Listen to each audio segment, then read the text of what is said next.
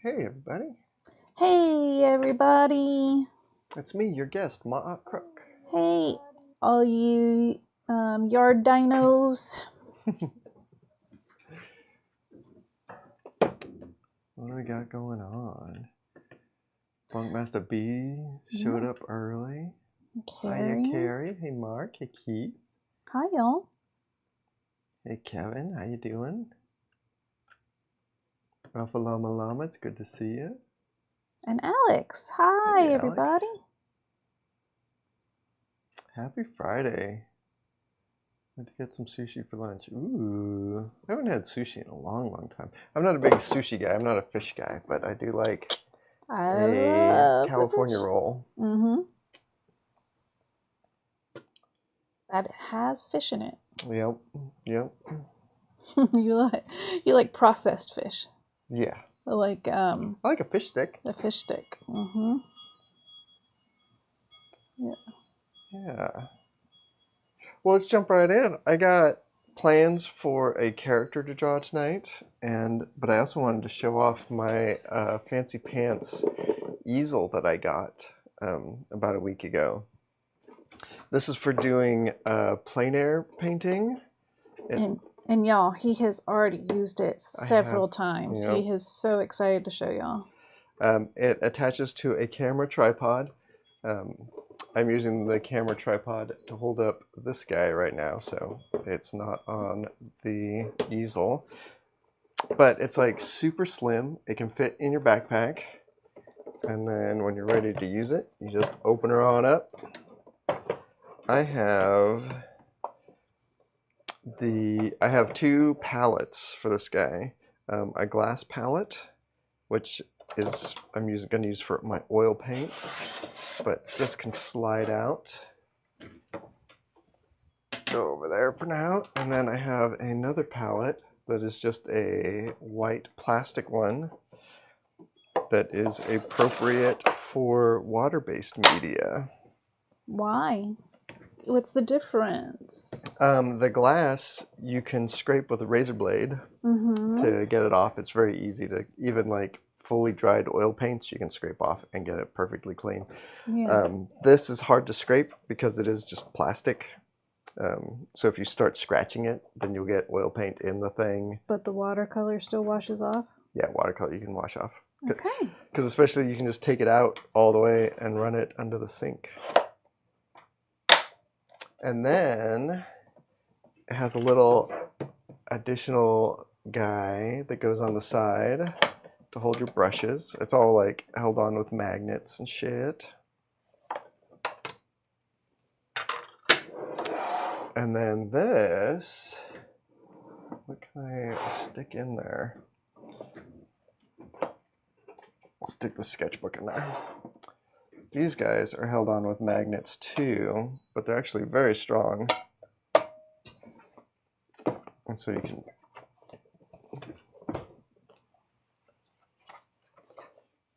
throw a sketchbook in here. And there you go. You stick that on your tripod. And that's fantastic. Very excited about this. In fact, I was planning on, I haven't actually talked to Maud about this, but I was planning on going out first thing tomorrow morning to, like I did last weekend. All right. Do you want to share what's in your plein air bag? No, that's kind of a mess right now. Okay. And that's still like in progress. Yeah. So I got a bag that I'm working on I'm working on getting set up how I like it. That has enough art supplies in it that I can just sort of go out and paint and stuff. It is, plein air painting is so weird. It makes me feel so manic when I'm doing it. Really? Like just trying to process this infinity of information and get it like slimmed down to something that is paintable. You get a little bit of information overload? Yeah, big time information overload, I think.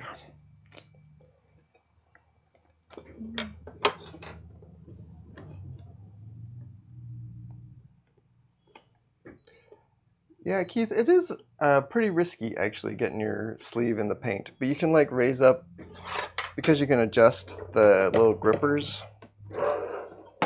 It's like you can set the low part of it up high just to give you a little more space. And because you can set the angle of this, like you can actually have it be angled, you know, very, you can actually do like a full 180 if you wanted to. You could have the paint off to one side and paint on this side if you wanted. I have seen people use it like that.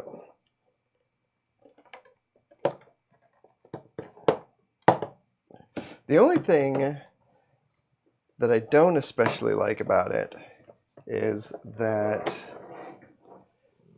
I wish there was a gap right here.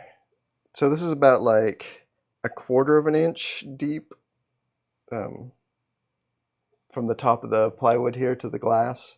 So when you put a glob of paint, it's got to be thin. Like, so it can be greater than a quarter of an inch because up here there's a hole. Like when it comes together, like it won't touch. But here that's not true. So I can't like glob my paint just along the top, which is where I sort of would naturally want to put it. Mm-hmm. And then you'd want to mix below. Yeah. Yeah. So what I've been experimenting with is primaries down the side and then earth primaries on down this side. So this is like true primary colors, yellow, red, and blue. And this is yellow ochre, transparent red oxide, and instead of blue, using burnt umber. Because it's kind of a cool brown. For the cool down. Yeah, cool brown for the cool down. And we'll see how that goes. I don't know. And I don't even know, like when I go out tomorrow, I don't know if I'm going to do oil paint or if I'm just going to take watercolors. We'll see.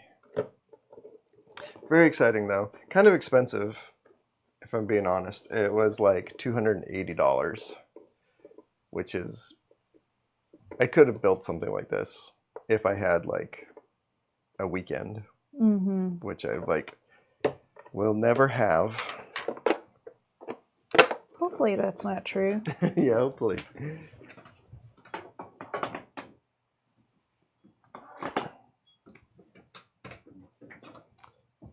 Keith says that they need to relearn color theory. Yeah, color theory, I don't know. I have mixed feelings about color theory. Because it depends on what you mean by color theory. I think there's some people who, like, if you just understand that you can mix yellow and blue and make green, like, that's color theory. And that's pretty great. But there's, like, you can go a lot deeper, and sometimes it's helpful, and sometimes I think it's just distracting. The classes on color theory? Yeah, I still like James Gurney's Color and Light book. Yeah, that is a really good great book for color theory stuff. I have read it several times and still do not have an understanding of everything he's talking about in there. Yeah. It's the kind of thing that I need to read a bazillion times. Bunkmaster B wants to know, are any of these plein airs for future projects or just for your own enjoyment and artistic progression? Both. Like no specific projects really. But I do feel like the more I work on myself as an artist, the more it helps future projects. And I'm definitely like, I've been for like a year or two now, I've been in a space where I'm trying really hard to grow as an artist, and I don't really know which direction I want to grow in, so I just keep trying new stuff. And one of the things I definitely need to do though is do more art from life. I've been trying to actually find figure drawings to get to, and I cannot find a figure drawing class within like an hour and a half of here. Yeah. That I can that would fit with my schedule. Hey, comic tropes. Hey, comic tropes, yeah. I seem to avoid that Gurney book because I'm intimidated by it, which I don't normally do. That's interesting. Yeah, it is definitely, it's one of those books that is not like, I don't know, it's not very hand-holdy, kind of. Like, I wouldn't call it like a beginner's guide. Yeah, it's not for beginners, I guess. Which direction to grow in is my problem. I think the only reason it's not, though, is because the amount of information that's in that book. Maybe. I think that's what's. I don't know that I feel intimidated, but I definitely feel overwhelmed by the amount of information. Yeah. Keith says, I'm creatively spent, so I don't know what I want to do anymore. Work and AI is really taking a toll in this department. Yeah, that's rough, dude. You're talking about that on the Discord, and it's rough, dude. I am so sorry that you're having to deal with that.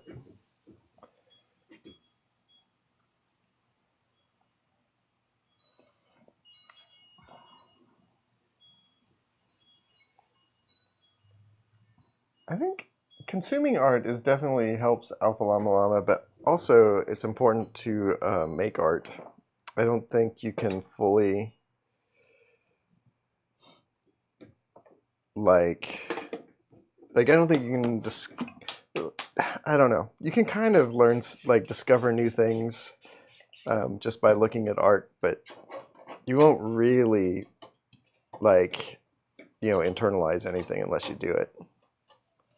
But also being burned out. Being burned out makes it really hard to do anything. Yeah, to enjoy anything, to focus on anything, to make decisions. It really gets to you. So maybe it's also good to take a break and not consume or do art for a little bit. Although that is a challenge. Like, you're going to end up watching a movie and that's art, or reading a book and that's art. Yeah.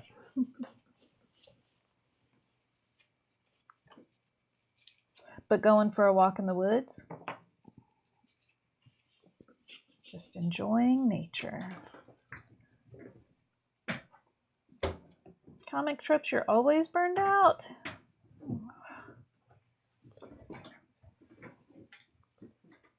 Y'all, please take extra kind, special care of yourselves.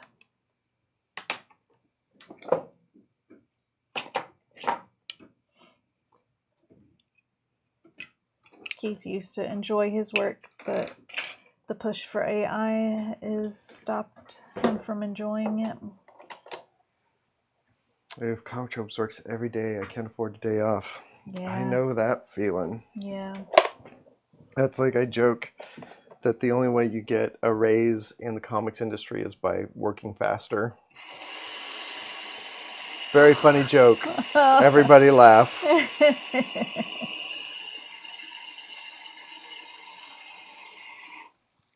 Funny joke. Everybody laugh. People are talking about the Discord. I will share a link.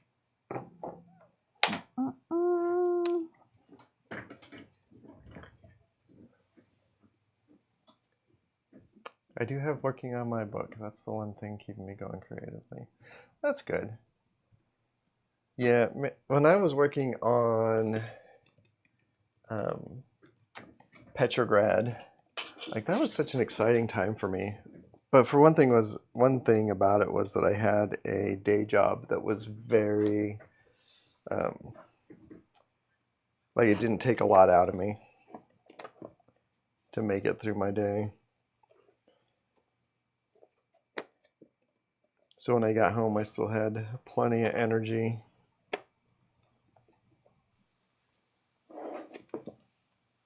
So I wanted to do some Blame fan art. If you've never read Blame, it is a great manga. It's one of those that they like never tell you what it's about, but it's really, really fun.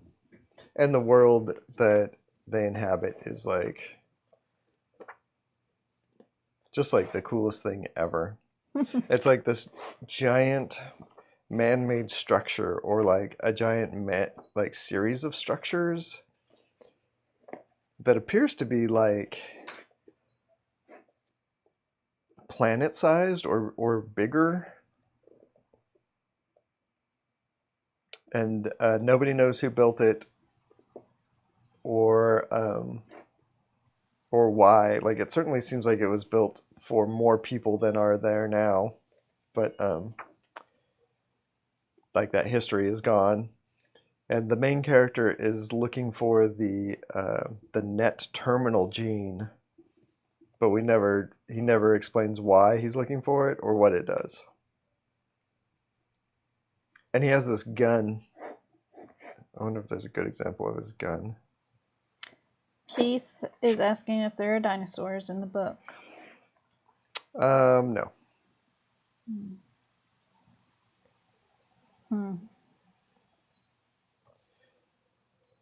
But is it ongoing?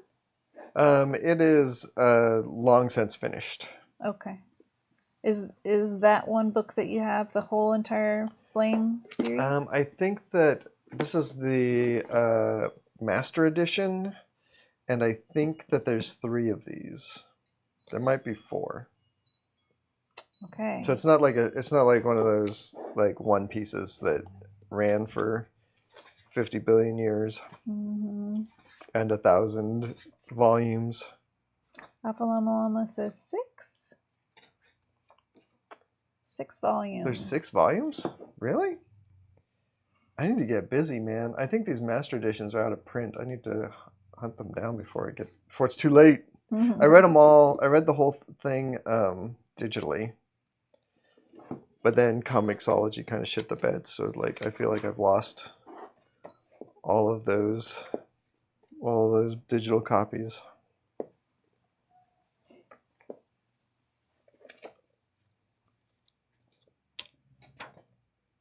Like, he does this cool stuff with these guns where they just shoot. Like, they'll shoot their gun and it'll go in a straight line for forever. And because the world is so big, it's like you can just imagine like whatever that bullet is or laser or whatever the hell it is. Like somebody just sitting in their house 100,000 miles away, and just all of a sudden there's a hole in their wall. Alpha Llama says you can still get them. He just bought the Master Editions a few months ago. Oh, nice. Yeah, I actually haven't gone shopping for them really. I sort of saw these 2 on sale someplace and grabbed them and was like, I need to get the physical copies. But I love this. This is one of my favorite manga.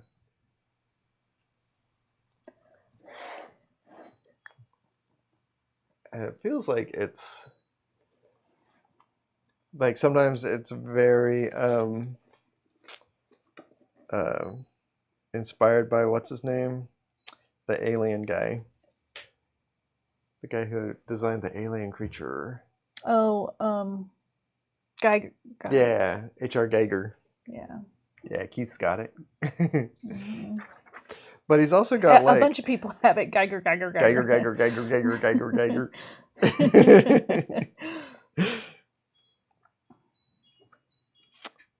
But he's also got like these creepy sort of bondage-y, they feel kind of like, God, I'm having a hard time with names again today. The guys from Hellraiser. Like Pinhead, the Cenobites. Cenobites. Yeah. They're like robot Cenobite types, kind of. Yeager Giger. It's pronounced Giger. Giger. Mark says Ripley.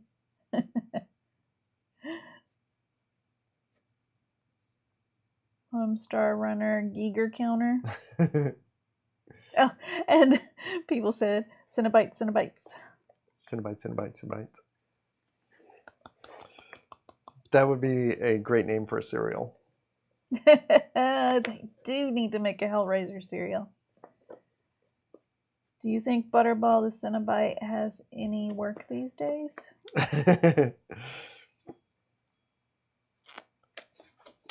I can't imagine him not working. They made a Blame anime on Netflix, and it was not good. Sometimes you get the pages out of the frame. Oh, yeah. Look at this cool guy.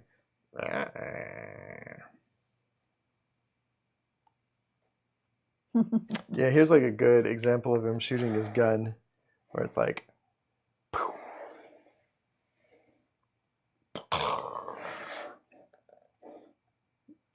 right at this guy's head.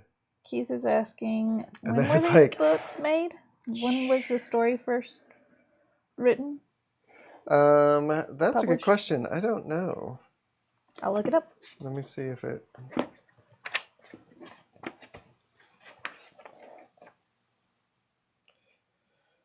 These came out in 2016.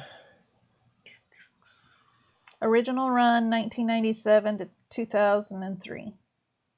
Okay, a little bit later than I actually thought. I thought it was early 90s.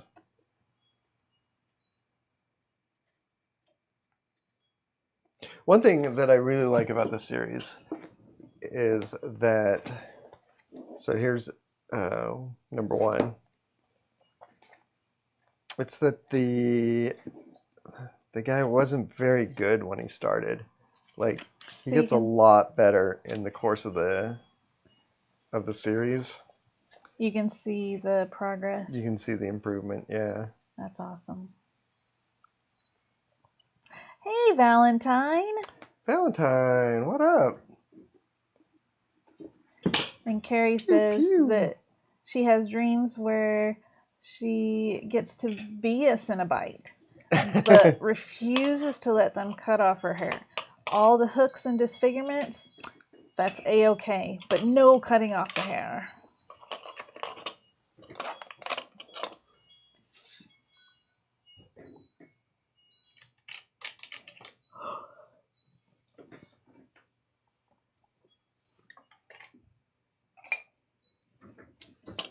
Okay.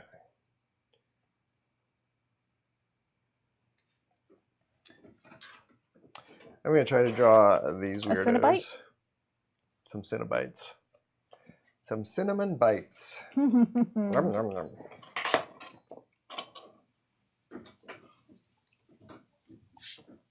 I kind of do want to do a Cenobite sketchbook or something, just drawing different people as Cenobites, including myself. Coming up with what your theme would be. My Cenobite persona. Your Cinesona. Cinesona. My Sonobite. Yes, we do have wind chimes. Is that bothersome? It is very windy. Yeah, we can close that door. I'll go close the door. I'll just close it.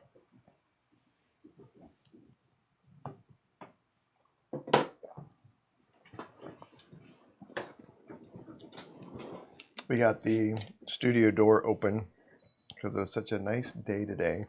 Finally. It's been so hot. Yeah. And we couldn't use our AC because it was making our hot water heater pan flood. Yeah.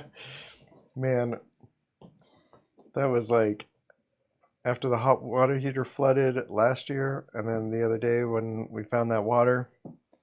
I was traumatized. Yeah, that was rough.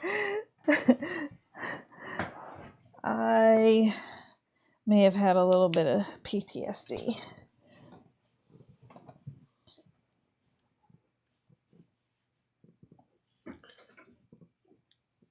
Can you guys see what I'm drawing at all? No, nothing. It still looks like a white piece of paper. You can kind of see it now. Can you get a tiny bit closer? Yes.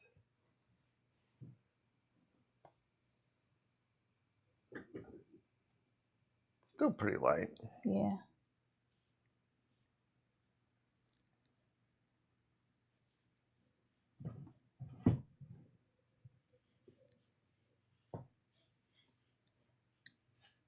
Carrie's having Joe St. Pierre do a pinhead. What's a remark? Remark for his latest sketchbook crowdfunder I pledged to. That's, I think, when you just draw on in the book. Oh. Do a sketch in the book. That's called a remark? I think so. Carrie can confirm. I'm learning all these new words today. This is my second or new term. Small drawing on the cover. It says comic tropes. Okay. A remark is a small drawing on the cover. And last light is after sunset when it actually gets dark. I'd never heard that term before. I learned it in my 50s.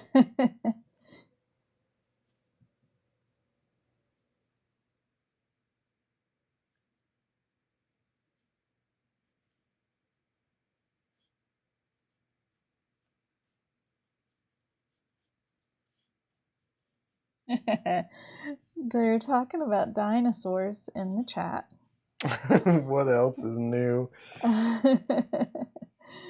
And Keith says that his favorite dinosaur was ripped away from him as a kid when he was told Brontosaurus didn't exist.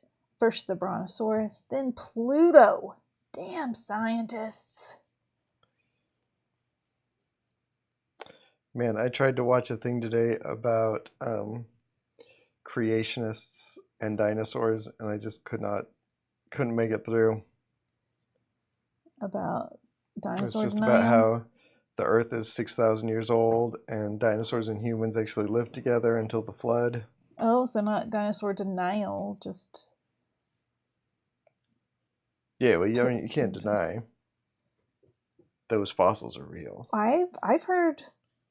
I've heard creationists deny it and say that that those were fake and made by Satan to deceive us.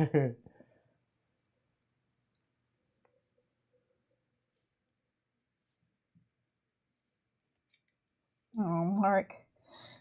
Sorry you grew up with that. Oh. We went to the Pee Wee Herman dinosaurs. This was a long time ago. Someone else bought it since then, but at the time that we went, it was a creationist museum, and they had inside the dinosaurs, they had little placards explaining how the dinosaurs lived in the Garden of Eden. As you walked through, it felt like such a violation of such a cool Herman place. Yeah. I'm glad that it's owned by non-creationists now. Dinos didn't fit on the ark, Alex said. I don't know what the beliefs are of the people who own it, but it is no longer a creationist museum. Yeah.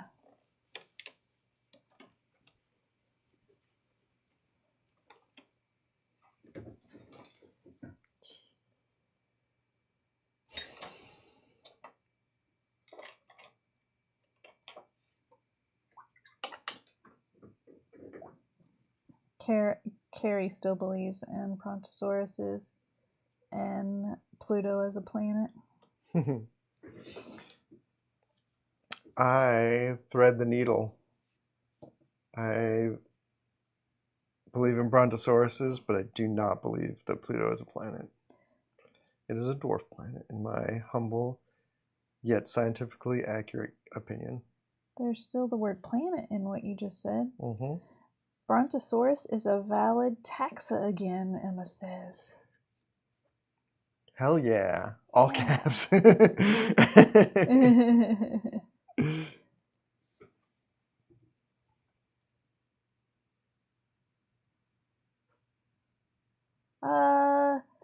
Bunkmaster's asking about our favorite dinos.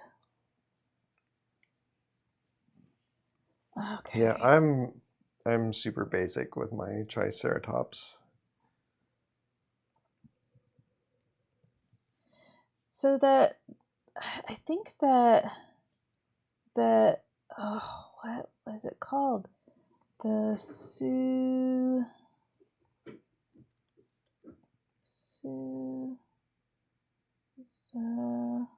the one I did last week. Suhausaurus. Susausaurus. That's my favorite one right now because its hands are so fake looking.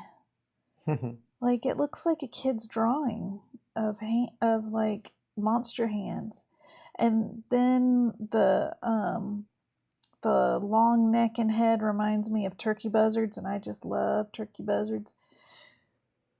The whole body just looks completely made up. Sioux City Sue.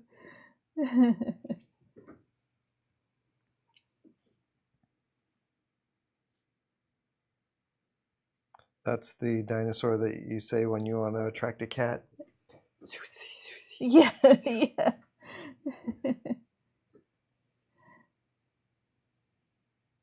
Keith says the one that looks like a giant sloth with claws for miles. It does have really long claws. Its body could be a sloth, but its neck and head is more like a Skeksis.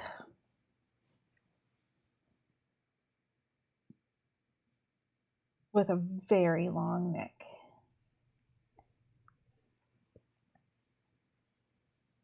I wonder why they draw the neck without feathers and everything else covered in feathers. Well, here's a drawing that has feathers all the way down the neck and head too. Oh. Mm-hmm. You have big chicken news. I do have big chicken news. I have yard dino news, y'all. There are baby chicks in my office right now, locked away from Tibbs. 2 very tiny baby chicks, and our chicken Raven has been brooding for 21 days. I tried to get her to stop brooding, but it had gone on for more than a week, and she just would not stop. And Tyler's family said that they wanted chicks. They wanted more chickens. So we're combining those 2 situations. And so Raven's been sitting on some fake eggs for 21 days. And tonight, after the stream, I'm going to take the 2 little baby chicks in my hand and try to slip them under Raven while she's all groggy because it's night. And then I'm going to scoop out the eggs and see if she believes that she laid some babies. See if she believes she hatched them, and if she'll adopt them. Adopt.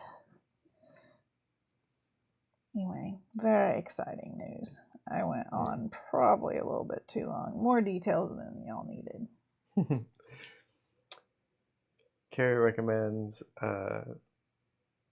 Jason Aaron's The Goddamned for a fun take on the The Ark. Biblical story of the Ark. And Colin Bunn, the writer of Harrow County, also has a Ark story called The Dark Ark, if I remember correctly. Yeah. That's about... Keith is talking about it. Oh, good. Filled with monsters of the world. The Ark has monsters in it. That's pretty great. We only had its arms for decades. Dinoceras is a theropod, but it's an herbivore, and we only had its arms for decades. It's a giant. It had giant arms.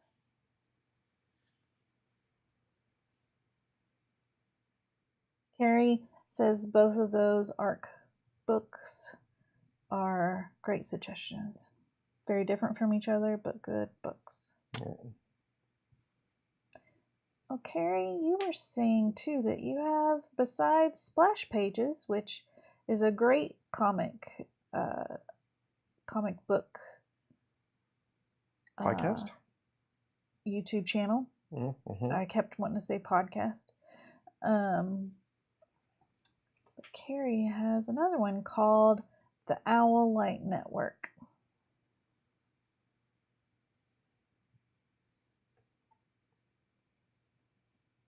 Doofy chicken.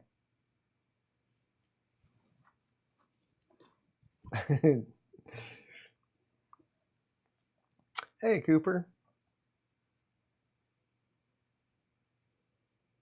Oh, thanks for coming by the Discord.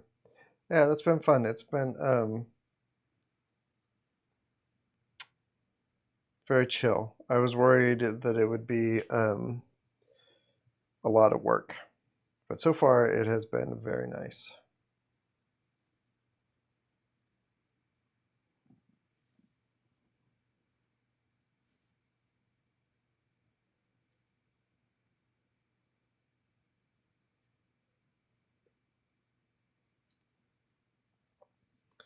So if anyone's curious, I am just doing watercolor, if I can hold on to my dang brush.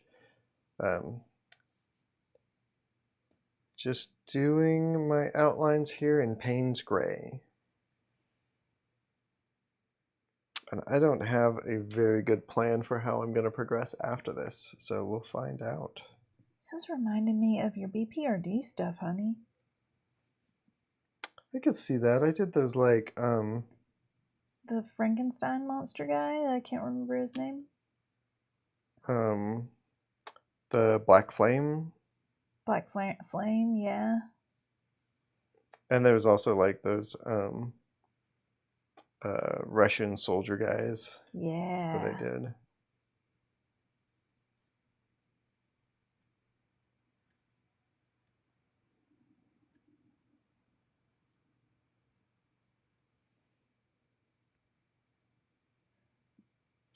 Oh, speaking of which, I just got this the other day. That was kind of fun.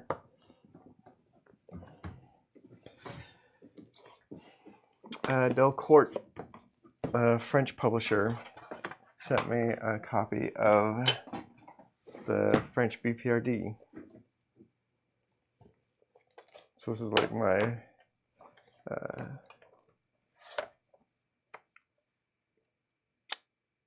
what you call it? I can't remember the name of the first arc I did. That's got Liz in it. And Russia in here. But yeah, these are the guys. fun guys. Yeah, that's what it looks like. Hi, Brad. It's always fun to see foreign editions of this. Every French edition of any of my books that I've ever seen have been so nice. Like they do just such a really good job. And then here's like a French version of Bad Blood. In hardcover. Yeah, this is the first time I've seen this book in hardcover. And I think it's a little bit bigger than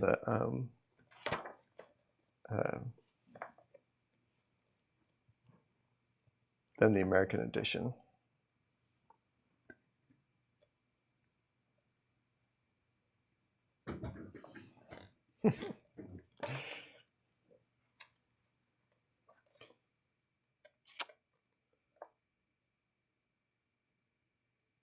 Like this cover. A lot of fun blood. Fun blood. That's what we should have called it.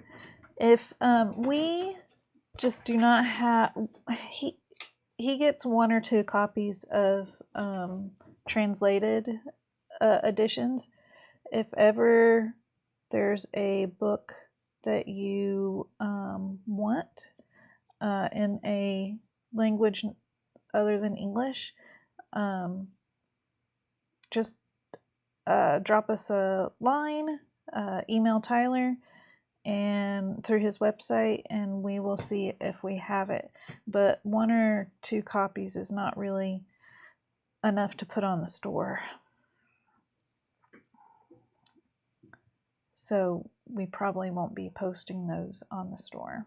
But we could sell them to you directly. We could sell them to you if he has them, and he might.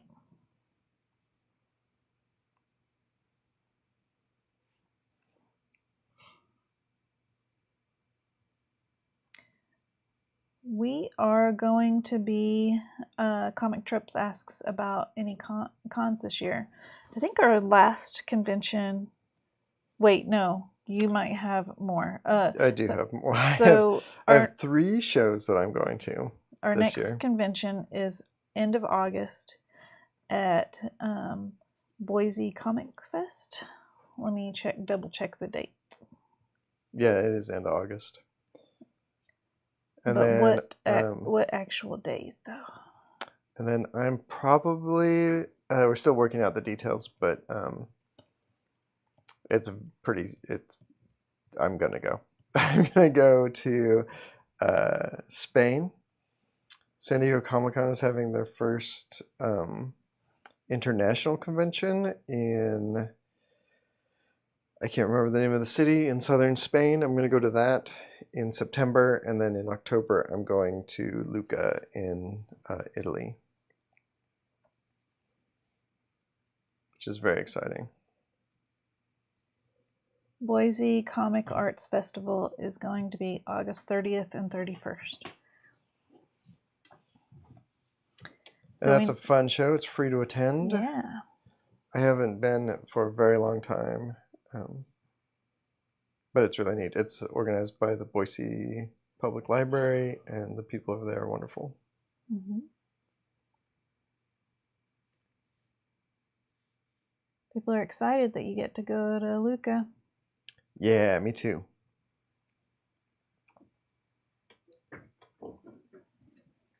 I think I might even be able to sneak in a couple days in Florence, which will be cool. That will be cool.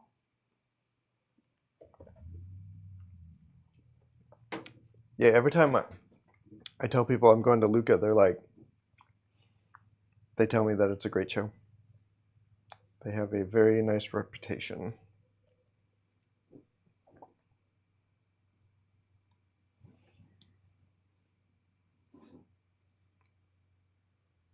I do not. I didn't even ask Emma if I can go. I don't want to fly that far. Yeah, I don't want to fly that far either. I'm going to stay home and take care of Tibbs.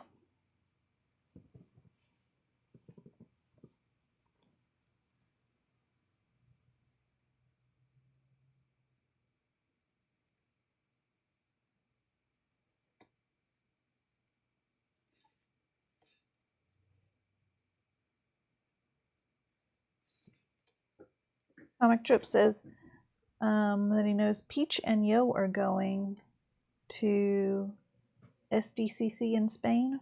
Oh, nice. Yeah, I'm going mostly to promote the Harrow County board game, which is fun. This is the first time I've been asked to go anywhere and promote that. So I'll be doing um, a panel along with their board game programming.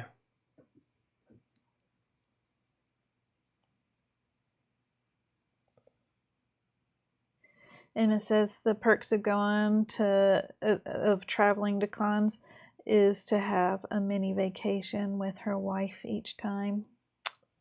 That's nice. Yeah.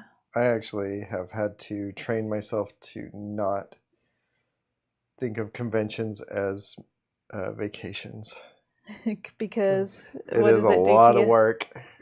Yeah. You get so exhausted. And I come back and I'm like, how come I'm so exhausted? I'm supposed to have taken a vacation just now.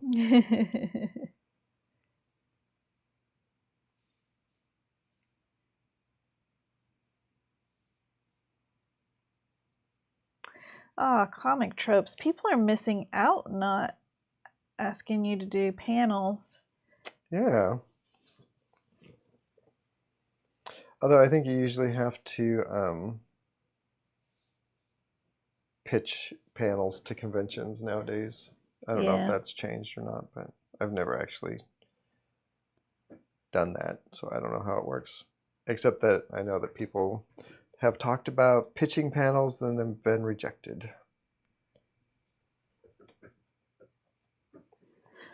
That is exactly what Carrie just said. Comic shops, you're allowed to be depressive. It's Friday. We do what we want. I saw your video today about people who had powers that appeared one time. Oh, that sounds like a good one. It was pretty fun.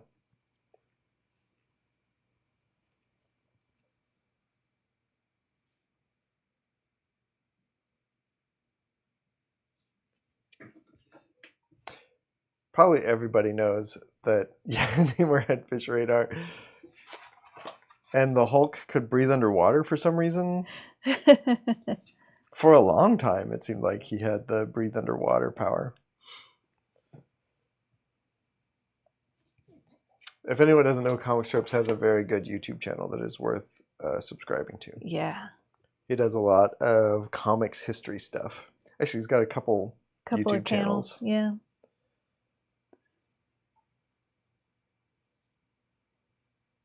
Well, so are you. Kind. Very kind. Comic tropes.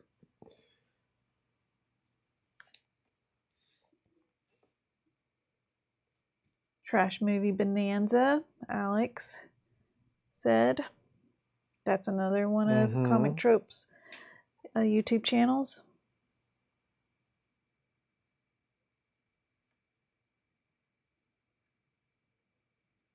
Yes, Emma. We would love to hear you talk for an hour about dinosaurs. Please. Please invite us. Let us know when you do that. Yep.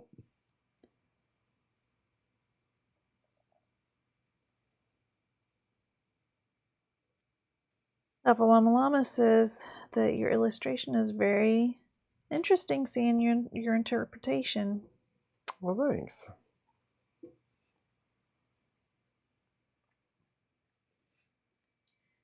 We sat through all the Hellraiser movies, didn't we, honey? Comic Tropes asks. I thought we watched all of them. I think we got all the way caught up to there was the most recent one where there was a new female Pinhead.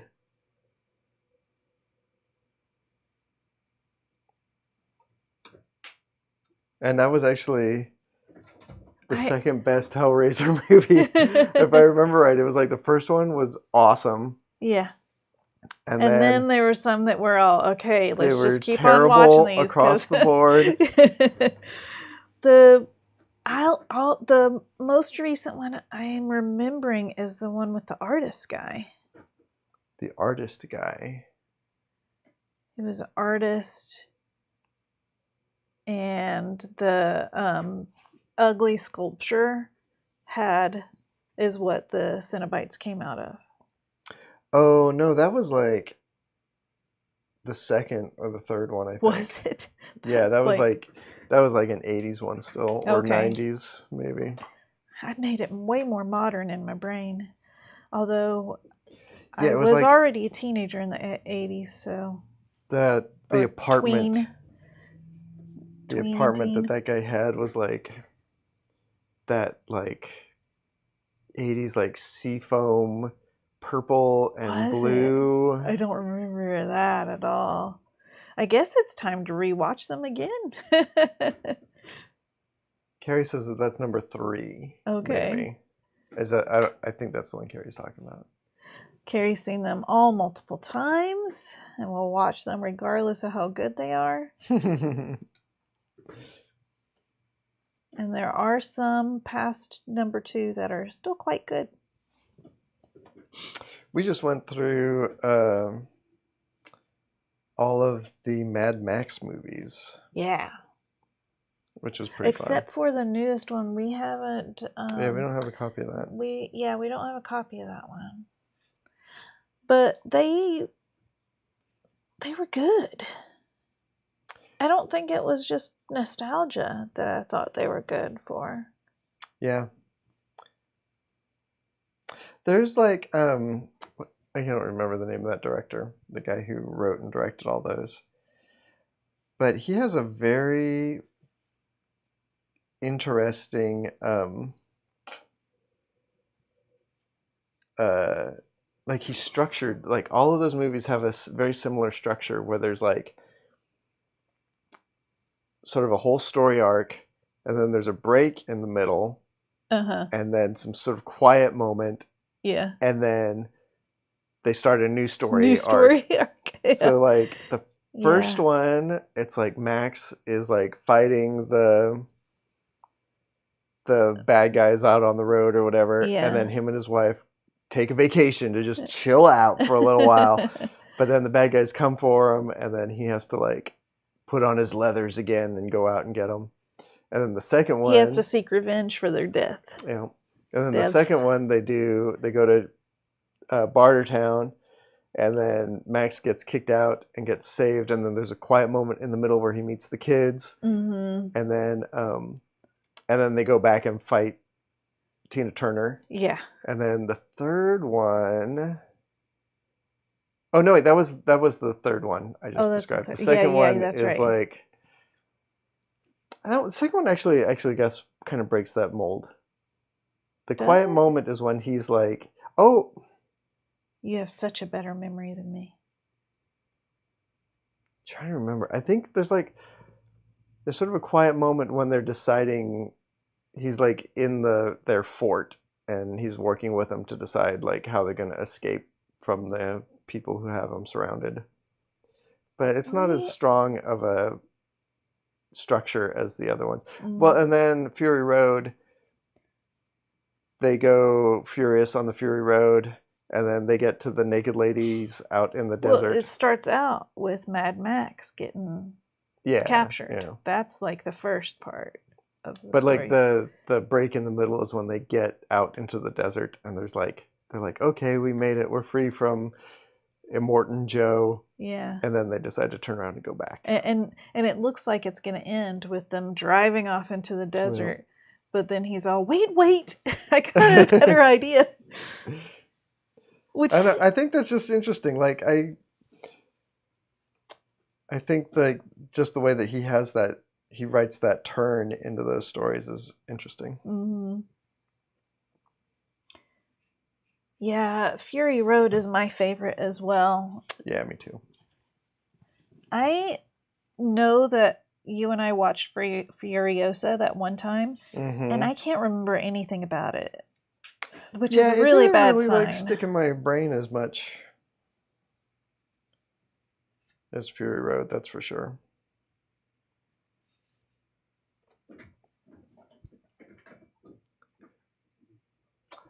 Hey, Kurt. Yeah, I think it kind of does.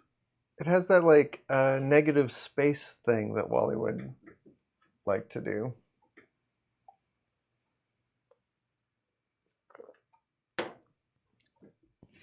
Hi, Kurt.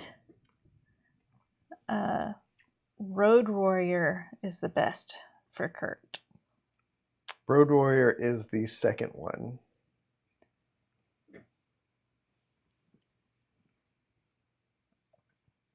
It's so confusing though, because like when you buy DVDs, or like if you buy, actually I guess probably the Blu-rays, they figured it out. But if you buy DVDs, it's like the first movie will half the time be labeled as Mad Max the Road Warrior. Yeah. And the second movie is like the Road Warrior Mad Max or something. I don't know. It was confusing. We had that problem trying to figure out which movie we were holding in our hand because the case pictures looked like Mad Max, but the title said Road Warrior. And apparently, like the first version that was released in the U.S., they dubbed all of the Australian actors to have English or American accents. Oh my gosh, that's terrible. Which is so weird. I'm pretty sure I have seen that version, but not since I was a kid. Carrie may not have ever watched any Mad Max. Oh, interesting. I think they're very fun. It's one of my favorite movie franchises, I think. In spite of Ed Hardy looking so weird in the first couple movies. Thankfully, in Australia, it was just Mad Max and Mad Max 2. Yeah, that makes sense. I would be interested anyone's perspective on the Mad Max movies, particularly the first three, of how watchable you think they are, how good you think they are. Not having the nostalgia of being a kid when they came out. And also, not just that, but in the 80s, there were some good shows, but there was a lot of struggle. There were a lot of stinkers. And so sometimes a movie that comes out maybe wasn't as good, like with the context we have now, but at the time, it was there was nothing else like it. A really good example is, for me personally, everyone's mileage will vary, but Goonies. Yeah. Like, I loved that movie as a kid so much.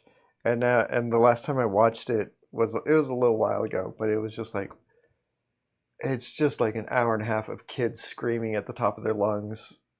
And it's so hard to watch. Yeah,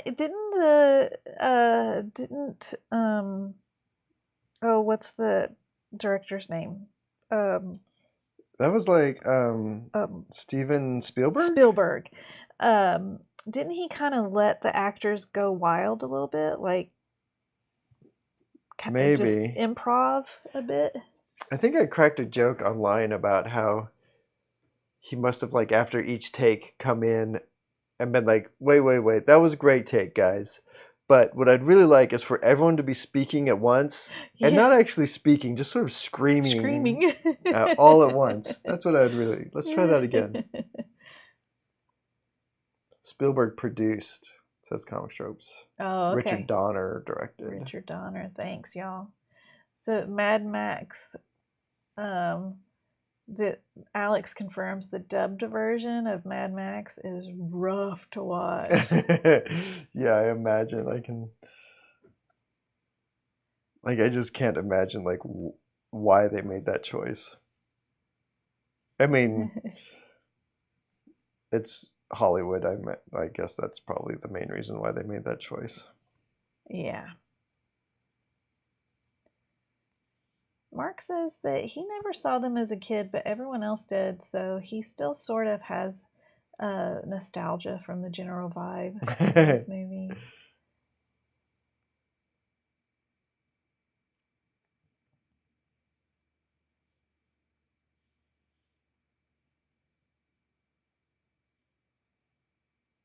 Hi, Joseph. Yeah, Joseph says the first movie was very much not like the others. Yeah. Yeah, it was apocalyptic, not post-apocalyptic. Yeah. That's actually one of the things that I really like about the franchise is just that it sort of follows that path of starting off before everything turned into like bondage gear. But you can see how it's going to, you know, like it makes sense that that's where they ended up.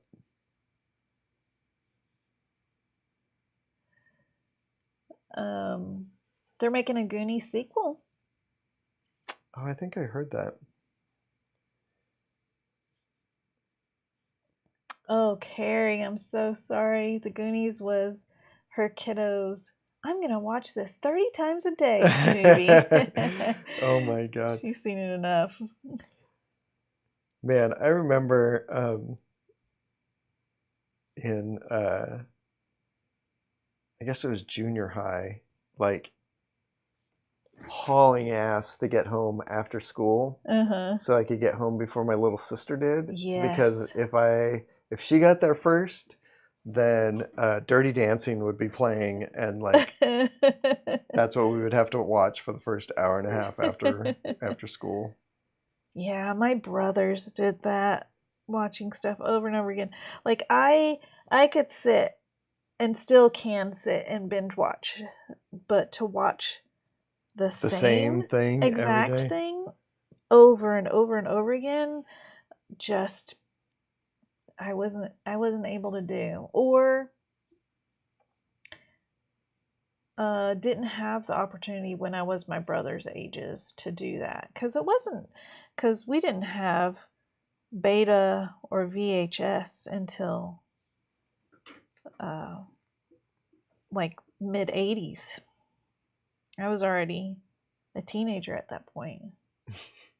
The main pirate, is that the name of the pirate in Goonies, is One-Eyed Willie?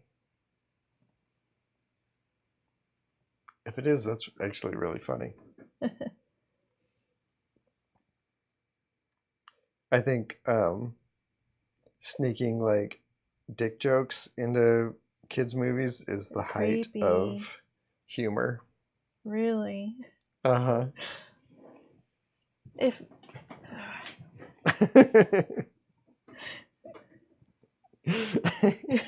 you can sense my discomfort. Yep. Is that the only reason you said it? Yeah.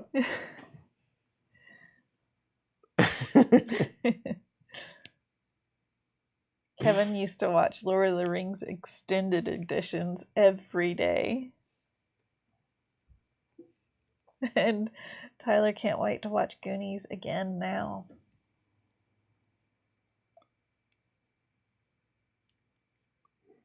Yeah, maybe a remake I could actually watch. Like Goonies, like the concept of it was so good. Just as an adult watching it, it was like, it was rough. It's like one of those where you have to put on subtitles because everybody's just screaming. I would definitely have to do that. I'll go. Someone's knocking at the door. I will leave my mic here.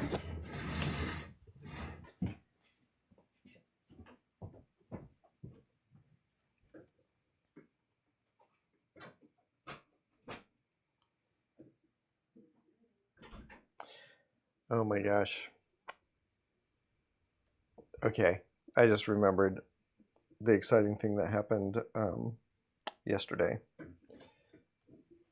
I looked out the window, the front of the house, and there's a truck. And it's like blocking our driveway, but it's kind of in the middle of the street. And I'm like, who parked their car there? This is like messed up. And then I see the car like go about 2 inches back. And I watch it a little bit longer, and then it rolls back another 2 inches. And it's just rolling out into the middle of the street. So I run out, and there's nobody in the car. And I hop in, it's unlocked. I hop in, and the safety brake is on, but it's in neutral. So I just put it in gear and make sure the safety brake is like pulled all the way tight. And it turns out that the neighbor's car had just been rolling back out into the middle of the street for the last half hour or something, and was very scary. So glad that no one's car got hit. No people got nobody got run over. Like, it probably would have very slowly rolled down the hill, but would have eventually run into the mailboxes down there. Or the cars. And been like, it was like moving into the middle of the street the whole time. Yeah. I wonder if anybody had driven by. Oh, yeah. People drove by while I was out there trying to figure it out.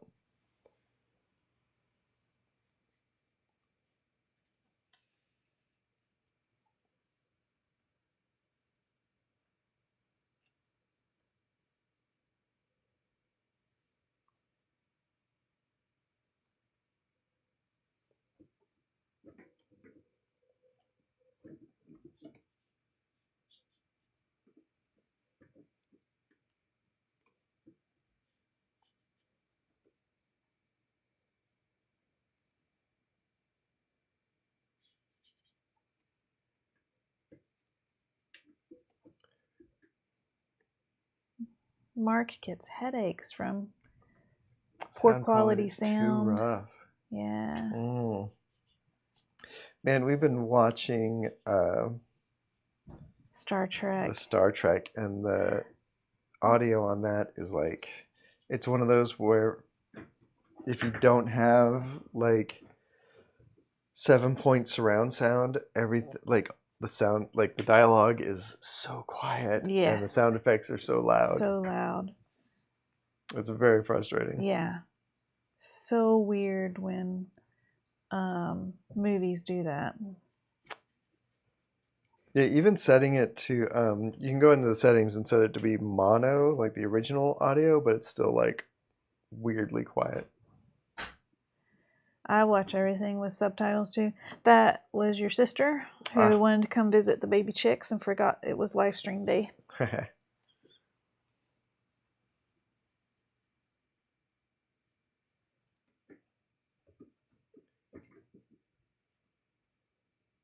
And Tyler turned around because the front door opened. And both of us are sitting here. Super classic and do silent films. Man, actually, that's worthwhile. Watching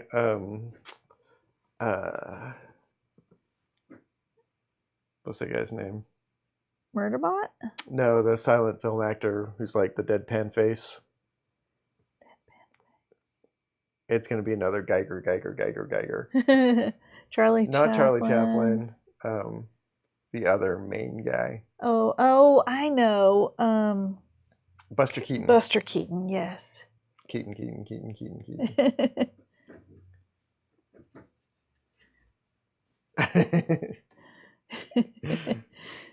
So what were you going to say about Buster Keaton? A lot of his movies are on YouTube, and they are actually really funny. Yeah. And really good. I've wondered about watching Charlie Chaplin's Hitler movie. His Little Emperor, or whatever it's called. I've wondered about it, but I have hesitated watching it because I worry it's going to stress me out too much for being too relevant to the now. But we watched one of the Buster Keaton movies recently about him working at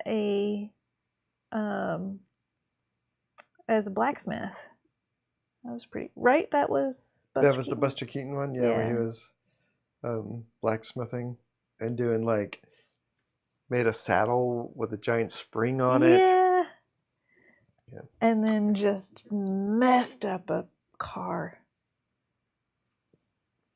The chat says that the Great Dictator is great and holds up, apparently. Yeah. It didn't stress you out too much for the now of our existence.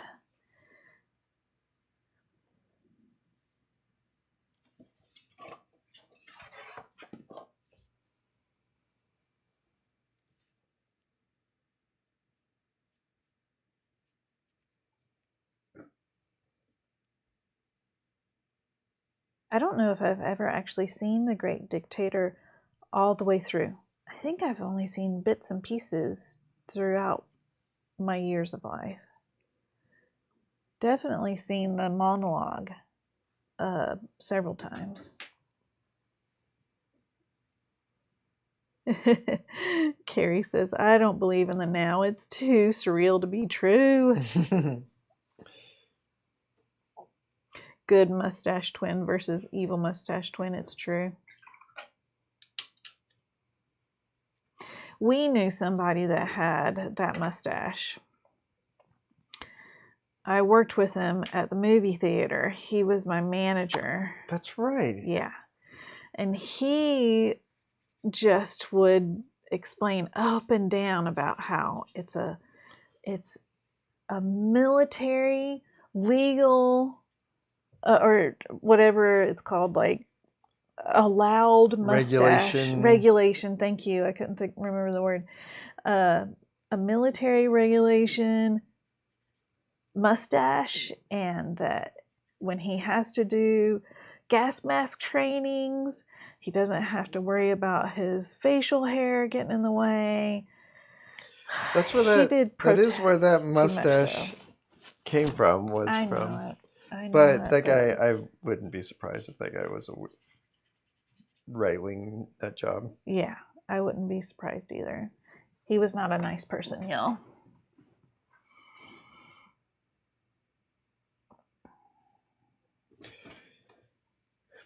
All right, well, I just jumped in with these figures. I think I need to figure out some sort of background.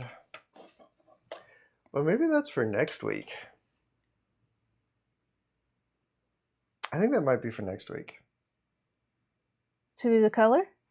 I'll do a little bit of color, but I think I'll figure out a background for these guys. Oh, okay. It's just for fun, Keith.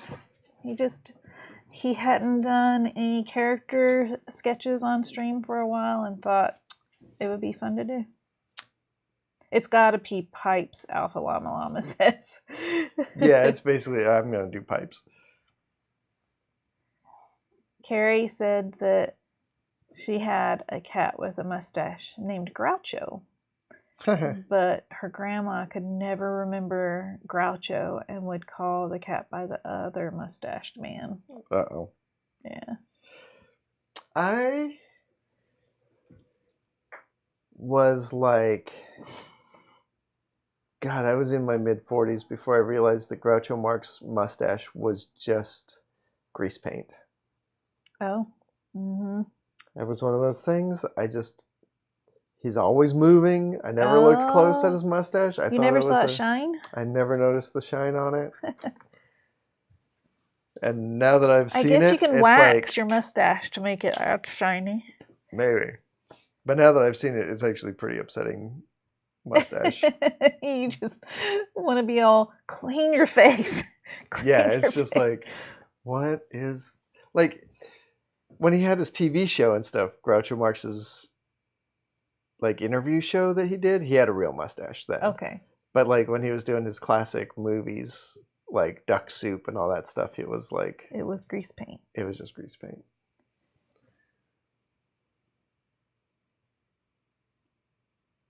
Yep. And his eyebrows too, same grease paint. Yeah. Yeah, and Lovecraft was a piece of shit. Yep. All right, well, I think I will leave it here. I think maybe next Friday we'll figure out where to go from here on this piece. There's plenty of room for background stuff. And then I can have some dinner before seeing if Raven will raise some chicks. Oh yeah. It's a big chicken night over here, guys. It's very exciting. Thanks, Kevin. Alpha Llama Llama is still saying pipes. I know about the pipes. We'll do pipes. Oh, that sounds delicious, lemon pepper Dylan. pasta. That sounds fun. Yummy. Yes, I will. I will give you chicken updates on the Discord. Oh. And if it's possible to take pictures, I will. But it might have to wait until tomorrow.